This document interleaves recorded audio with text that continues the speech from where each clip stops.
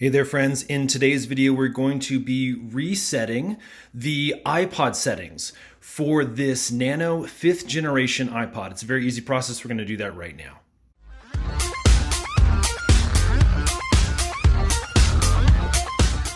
So now again, in this video, we're going to be using this iPod Nano 5th generation and resetting the factory settings. Now this is not going to remove all your music and things like that. This is simply going to reset it back to the settings that it came from the factory.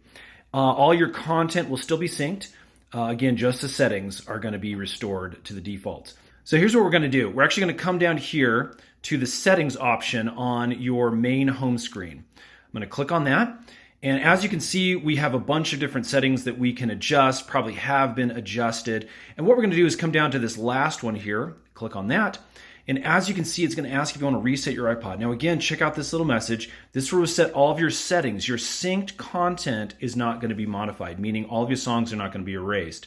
This is simply to reset those settings. So again, I'm going to go ahead and scroll up to the reset. Let's go ahead and click that. We're going to click on English.